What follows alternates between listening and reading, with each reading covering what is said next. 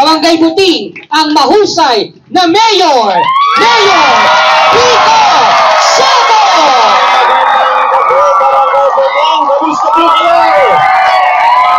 Yung mga nakatayo po dito sa kaliwa, okay pa ba kayo? Yung mga nandito sa gilid, gising pa ba tayo? Yung mga nakaupo, mataas na ba ang enerhiya natin? Yung mga nakatayo sa likod, hanggang dito sa kanan. Noong 2019, nasimulan po natin, marami tayong napagtagumpayan na pagbabago. Nabutan tayo ng pandemya, pero tuloy-tuloy pa rin po tayo. 2022, kung mapapansin po ninyo, medyo bumilis ang takbo ng ating pamahalaan. 2022, hanggang ngayon, na kung mapapansin po ninyo, lalong gumanda pa. Alam niyo po kung bakit? Maraming dahilan, pero isa sa pinakamalaking dahilan kung bakit, binigyan niyo po ako ng mga kasama na hindi lang basta kakampi, binigyan niyo ako ng mga kasama na matitibay, matitino, maayos at magagaling. Kami sa Congressman, wala naman tayong problema. Hindi na natin kailangan mag-isip. Congressman Roman Romulo, matik na po yan. Kasama tayong Vice Mayor. Nabanggit kanina ni Kong Roman, totoo po talaga yun. Na itong Vice Mayor natin ngayon, ay isang beses hindi umabsent. Sa kahit anong meeting, sa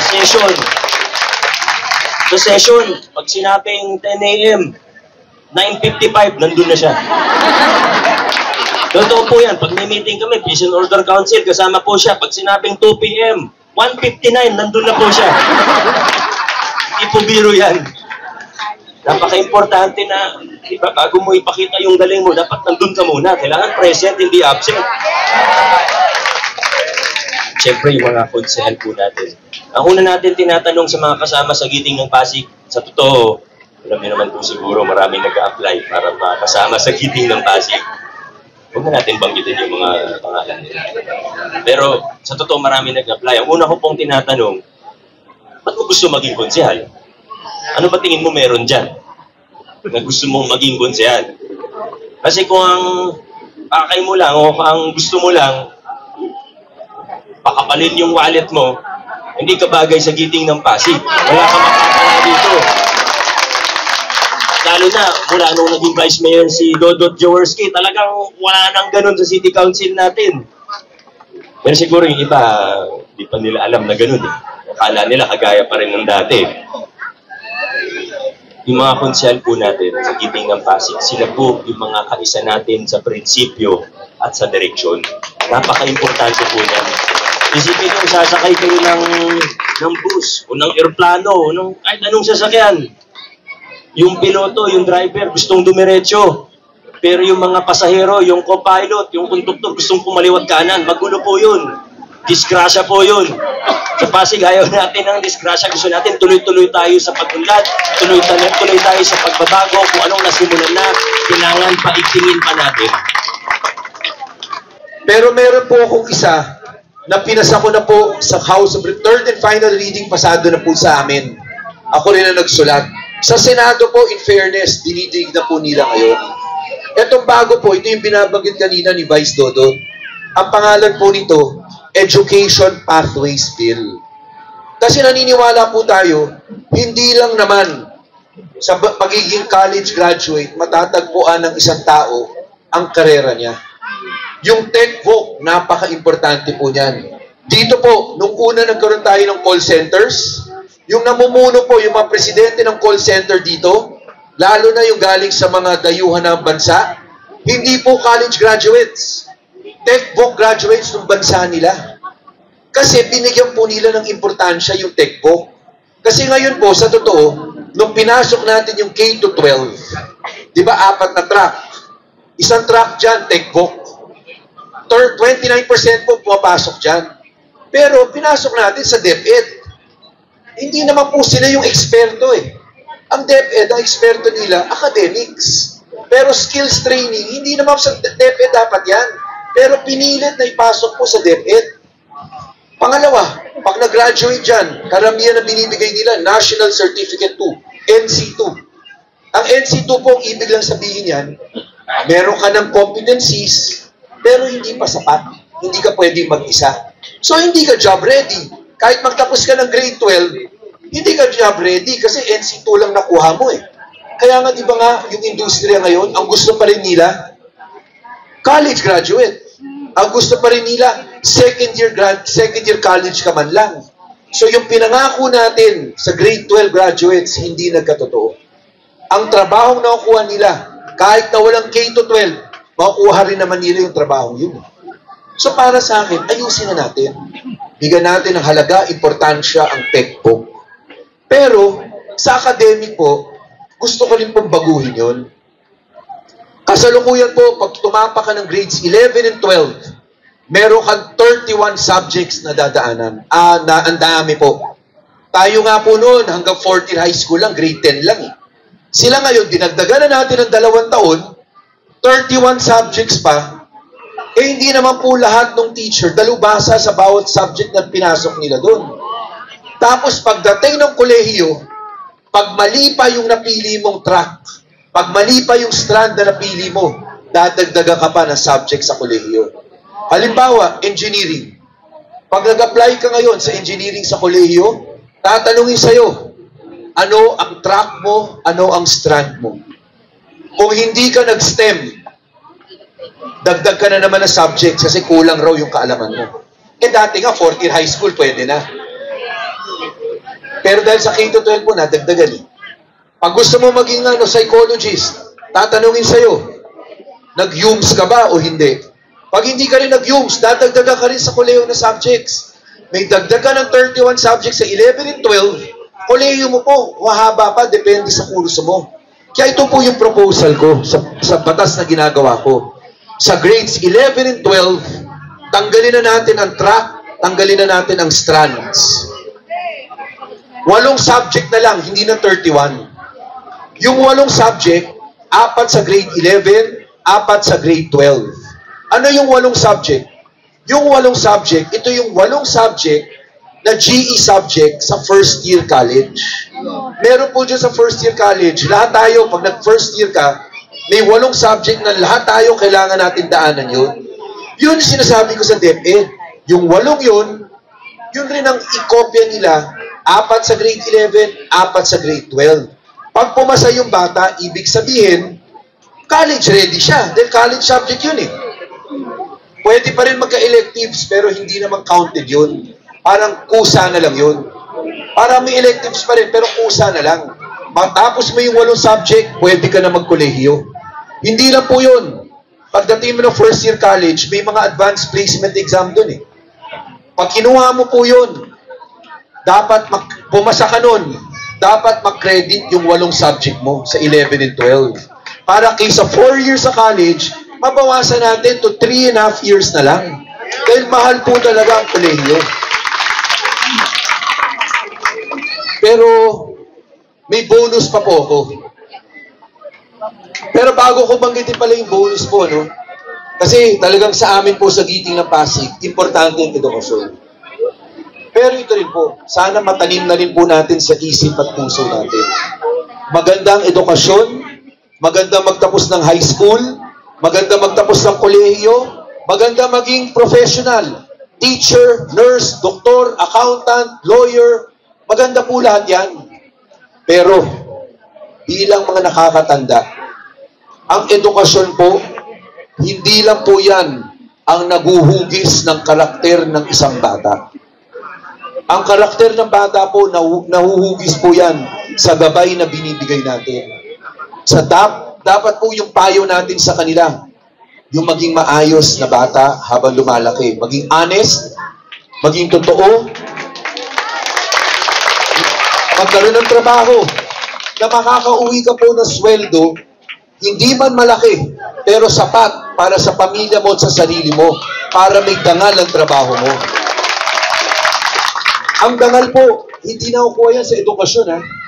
Nakukuha talaga yan sa karakter.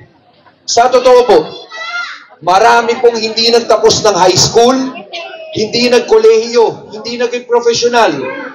Pero sa totoo po, mas marangal pa kaysa sa mga professionals. Mas maayos magsalita. May galang sa bawat kapwa Pilipino at sa kapwa Pasigenyo. Pero yung bonus po, babanggitin ko na. May bonus po akong nilagay dun sa batas na ginagawa ko. Lahat na magtatapos ng grade 10, bibigyan natin ng option. May option sila. Pwede po silang mag-tech-voc na lang. Kaya nga education pathway sa ilalim po ng EBET, Enterprise-Based Education and Training. Or pwede po magtrabaho muna sila. Or pwede mag-grades 11 and 12 sila, yung 4-4 bago mag-kolehiyo. Pero may isa pang option. Naglagay po ako dun sa ginagawa kong batas, tinatawag kong honors exam. Ang bawat graduate ng grade 10, pwedeng kunin yung honors exam kung gusto lang nila. Pag pumasa sila ng honors exam na yon, accelerated na po sila sa first year college. Hindi na sila dadaan ng grades 11 and 12. Kasi ibig sabihin, yung K-10 nila, sineryoso nila. Nag-aral sila.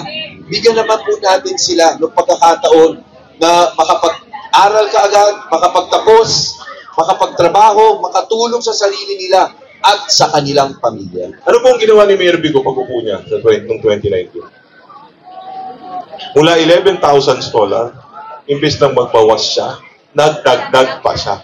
Ngayon, 25,000 na po ang scholar ng unreserved. Ulitin ko, bakit po dumami ang scholar natin? Yumaman ng Luzon. So mas marami pong natutulungan ngayon. Diretso po sa tao ang tulong. Ito pa, hanggang college nga eh. O PLP. Dati po may bayad yan. Kalahati ang binabayaran ng magulang. Diba? Kalahati, city. Ngayon, libre na ang ating PLP, 100%. Pero alam niyo bakit libre yan? Ito po, hindi po yung napag-uusapan masyado ito. No? Pero ang totoo, ang dahilan bakit libre ang PLP, dahil mayroon pong isang congressman na gumawa ng batas. Ang batas na ito na nagbibigay ng libre ng state universities and colleges sa buong Pilipinas. Alam niyo kung sino yung congressman na yun? Ito yung pinakamagaling na congressman ng Pasig, si Congressman Roman Romulo. Yan po totoo. Kaya kailangan pagmalaki natin. Nakikinabang po hindi ng Pasigenyo, lahat ng kabataan Pilipino sa buong Pilipinas. Naglilibre na po. Dati yung may bayad din eh. Pati yung UP nung araw, may bayad po. May share ang ating mga estudyante o magulang ng estudyante. Pero ngayon, libre na po lahat. 1,300 lang ang capacity ng ating PLP. So nag-usap po kami ni Mayor Vico, ni Congressman Roman, noong 2022. At sabi namin, paano natin ang gagawin pag nagdagan natin yung ating mga scholar? Kung magtatayo tayo ng building, gastos na naman yan sa city. Tapos ilang taon yan bago matapos.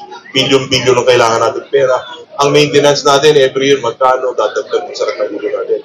Bakit di na lang natin gamitin yung mga private colleges natin dito sa ating kurso? So ngayon, proud po kami i-report sa inyo na halos 2,000 na po ang scholars ng Pag-asa Scholarship Program natin sa Pasig Catholic College at sa Arellano University. Pinag-aaral po ng inyong city ang mga kabataang ito. At saka hindi po ito pinakamatatalino kasi by ranking po usually, di ba? Alam niyo yung ranking? Ang PLP by ranking eh. Pinakamatatalino sila nabibigyan. Paano yung mga average student lang? Wala na ba silang pag-asa na makapag-aral o makapagtapos? Kaya po nagkaroon tayo ng ganitong programa. Ang target po natin, ito, yung pinaka-mahihirap natin mga kababayan na nangangarap din na makapagtapos ang kanilang anak. Tayo din, meron din tayo sariling chemotherapy division sa ating PCGH. At maipagmamalaki nyo rin po sa Pasig City ang merong pinakamalaki na dialysis center sa buong Pilipinas. No, acknowledge ko lang po ang presence ng ating Councilor Bolsa de los Santos. No, hindi mo alam ng iba to hindi mo alam ng iba to, na tayo, yung mega dialysis center natin, ang pinakamalaki sa buong Pilipinas. Kaya natin pagsabay-sabayin i-dialysis 76 patients. Meron sa umaga, meron din sa hapon, kung 100 plus, pwede pa rin sa gabi kung talagang kailangan. At hindi rin mo alam ng iba to yung mga nagda-dialysis doon, bukod sa libre na every month, may pinapauwi pa, may take out pa na bigas na 25 kilos. At may promo ho sila ngayon doon. Baka interesado yung iba, baka may kaibigan kayo na may nagda-dialysis, miski hindi dito, miski sa ibang lugar. Ito, ate, business-minded din itong kaibigan ko ito. Ito po, mag-refer lang kayo ng pasyente sa mega dialysis natin, makaka-receive kayo ng 5,000 piso. Yun ang incentive nila doon. Dito sa Pasig, pagdating natin ng 80, makakakuha tayo ng 10K. Pagdating natin ng 85, makakakuha po tayo ng 15K. Pagdating natin ng 90, 95 at 100, makakakuha tayo ng 25,000. Iwalay pa ito sa national. So, nung napasa namin yung last year, syempre binanggit namin ni Consiel Santiago yan di ba? Ang naging feedback po sa amin, kami nila Consi Eric, Consi, paano naman po kami nasa gitnang edad? Nalipasan na po kami ng ordinansa. Baka naman po pwede kaming maisama. So, unang-una po sa buong bansa na isasama po ang nasa gitnang edad dahil po sa direksyon ni Mayor Vico. So, sa madaling salita, lahat po ng maging 81 to 84 this year, makakakuha ng 10K. Lahat po ng maging 86 to 89, 15K. 91 to 94, 96 to 99, makakakuha ng 25K. Sa ngayong taon lang yan, naisip lang namin ng buong council kasama si Mayor para naman makasama naman yung mga hindi nasama sa unang ordinance. So yan po yung unang batas na rin-report po namin sa inyo. May mga ordinansa po tayong naipasa na alam po nakatulong po sa nakararami. Isa na po dito, yung ordinansa para sa mga tricycle driver. Kala ko, hindi magkakatotoo pero nagawa na po natin sa tulong po ng Konseho ni Vice Mayor Dodon Jaworski. Libre na po ang prangkisa ng tricycle sa Pasig City. Mamaya i-discuss din po ni Vice Mayor to. Pero yung mga maliliit pong tindahan, nakikita natin, yung may 250,000 na po ang kita kada taon. Wala na rin po, libre na rin po ang permit ng mga sari-sari store. Hindi nyo po ba alam yun? Libre yun. At alam nyo rin po, meron din po mga nahihirapan magpakabit ng kuryente. Lalo na yung hindi pa sa kanila ang mga titulo. Hindi po libre ang kuryente. Patay tayo dyan. Pero ang ginawa po namin na ordinansa kasama si Kiko Rusa at si Buboy Agustin ay yung pagpapadali po ng pagpapakabit ng kuryente. Hindi na po tayo mahihirapan. No? Alam niyo po, sa mga vendors din, meron din po tayong isunulat na ordinansa. Pati yung mga vendors po natin, yung mga naglalako po, yung mga peddlers po. Kayo po, kayo pinasarita yung batas na kailangan po, ma-check lang po ang kanilang kalusugan para masigurado po na malinis ang kanilang mga tinda, pati na rin po ang kalusugan ng mga vendors. Libre na rin po ang kanilang medical check-up. Marami po tayong mga ordinansa doon ng mga ipinasa. Dati po, ilan-ilan lang po ang nakakatanggap ng 3,000 kada Pasko. At hindi po ito, halos kalahati nga lang po ng populasyon po ng senior citizen. Pero, noong 2019, nung ipinanalo niyo po, si Mayor Vico Soto, nabigyan na po lahat ng senior citizen ng 3,000 po kada Pasko. Opo! Dati po kalahati lang Ngayon po, ang nakakatanggap po nito ay nasa 79,200 senior citizen. Para po sa lahat, yan po ang nagagawa ng mabuting paggugobyerno. Hindi lang po yan. Pagdating po ng 2022, ipinanalo niyo po ang laban ng giting ng Pasig. Naupo po tayo, nagkaroon na po ng isa pa pong bagong benepisyo po ang senior. Ito po ay ang local senior pension. Para po ito sa mga 65 years old and above. Dati po, ito ay para lamang sa mga walang natatanggap po o walang pensyon. Pero, ngayong taon na po na ito, ay nasama na rin po natin, pag kayo po ay may SSS na 4,000 and below, kasama na rin po kayo sa ating local senior pension. Dati po, wala po tayong pinag-uusapang pensyon.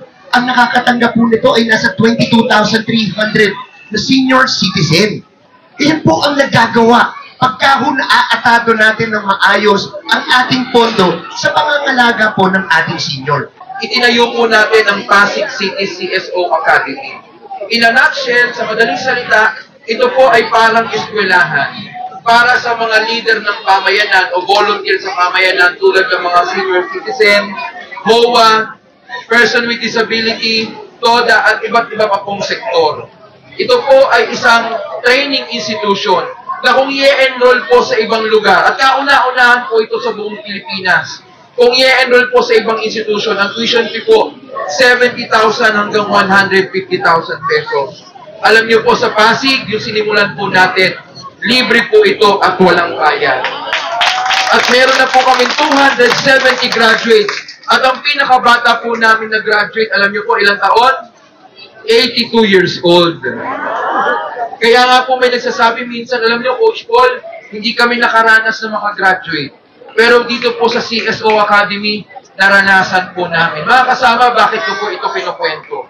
Kung nagawa ko po ito, nang wala po akong kapangyarihan at posisyon sa pamahalaan, pahiramin niyo po ako ng kapangyarihan this 2025, mas hihigitan pa po natin at mas gagalingan. Sa pabahay naman po, number 1 na katanungan, nasaan ang pabahay, nasaan ang pabahay? Kung tutuusin po, actually, may dalawa na po tayong proyekto tumatakbo sa District 2. Pero tandaan po natin lahat, ang pabahay po, hindi lang po rin proyekto. Programa po yan. Pansinin nyo, nagsisenyas akong proyekto, programa. Kasi ang programang pabahay po, mas malawak po. 3,000 pamilya na actually po ang natulungan natin na ma-secure ang kanilang pabahay. Oo nga po eh. Pilit na puputok na ngayon ugat ko dito. Ayun po, yung sa programang pabahay po natin, siguro nabalitaan nyo po yung nangyari sa Kalawaan recently, sa SMAR. Mas matanda pa pala sa akin yung problema nila sa lupa nila. Tagal na nila nakatira doon, hindi nila alam kung mapapasa kanila pa yung lupang kinatitirikan ng kanilang mga bahay. Sa tulong po ng lokal na pamahalaan, muli po sa leadership ni Mayor Vico, ni Kong Roman, ni Vice Dodot, at yung giting na konsehal, finally po, nabili na ng lokal na pamahalaan yung lupang kinatitirikan ng bahay nila sa SMAR. Nagkapirmahan na po ng kontrata ang mga naninirahan sa SMAR at sa lokal na pamahalaan. Inaayos na lang po natin, and soon mag-uumpisa na po sila maghulog sa lokal na pamahalaan. Nang sa gayon naman, magkaroon na naman linaw na daan na mapasa kanila ang mga lupang kinatitirikan ng kanilang mga pamamahay. Alam niyo po, ang hangad lang natin ngayon, alam po natin minsan may mga sakripisyo tayong ginagawa, pero tandaan po natin, yung pinagtutulungan natin ngayon, yung mga sakripisyo natin ngayon at mga tagumpay natin, iyan po ang mamanahin ng mga anak at apo natin. Tandaan po natin, huwag na natin ipamana sa kanila yung mga dekade-dekade natin pinoproblema. Pamana natin sa kanilang lahat yung mga tinagumpayan natin ngayon.